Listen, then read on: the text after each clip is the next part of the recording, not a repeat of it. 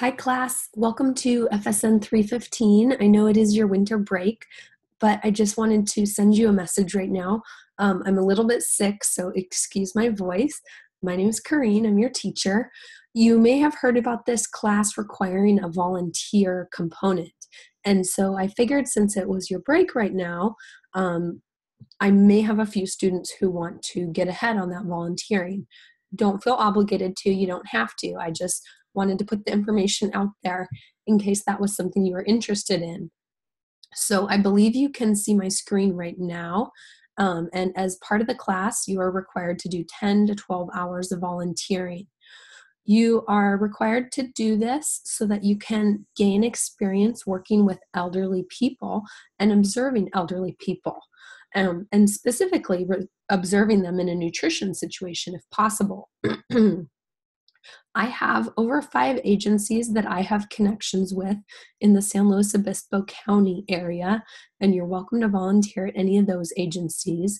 However, if you're home visiting family and you want to volunteer at a similar agency in your own hometown, I'm okay with that too, as long as it's a similar type of agency. So I have some of the agencies listed here on this document. This document is on your PolyLearn webpage, which I have not finished updating yet, but maybe I'll make visible just so you can see this. But the very first one is Caps Low. This is a elderly care home for providing daily care for people with moderate to mild Alzheimer's disease. And so elderly people can go there during the day, and they're fed a small snack for breakfast and a lunch, and they do activities during the day. And you could be volunteering there. You could be working with the staff, helping with meals, helping with games, etc. The second option is Meals That Connect. That's what it's called in San Luis Obispo. Other areas, it's going to be called Senior Nutrition Program. And you would be going there and maybe helping with home delivered meals or helping on a congregate meal site where elderly come to receive lunch meal.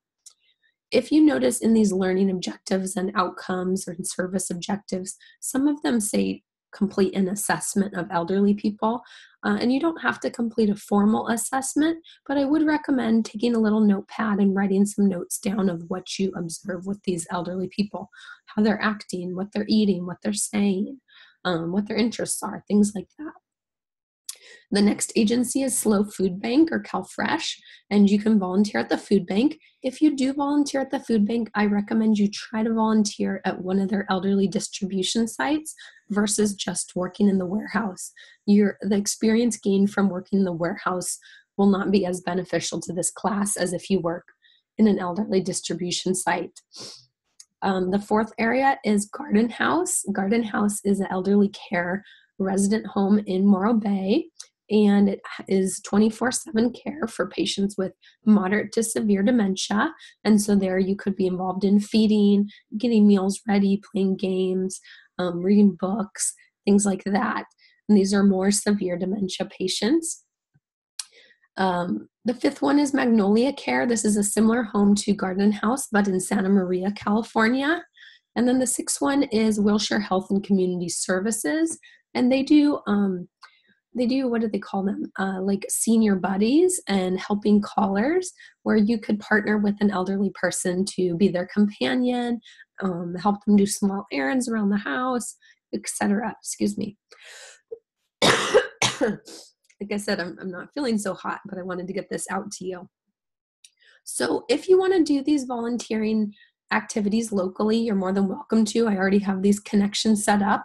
If you wanted to volunteer, say in your hometown, because you're there over the holidays, you could find a similar agency where you will be working directly with elderly people. And of course, when we meet in class, we'll talk more about the details.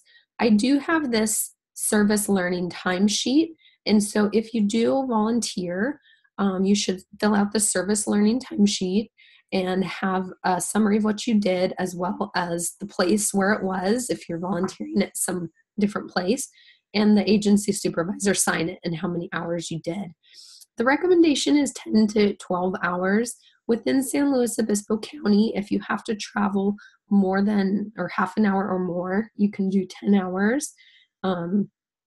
If it's local within San Luis Obispo County, though, you can do just the 12 hours. So if you have to travel far, 10 hours. If you're close, 12 hours. You can email me over the break if you want. I'll be checking my email periodically, not every day because it's my break too. But anyways, I just wanted to get this out there in case you were interested in starting early. I know I always have some students who would like to get this done. And if you just want to enjoy your break, don't worry about it whatsoever, and you'll have plenty of time during the quarter.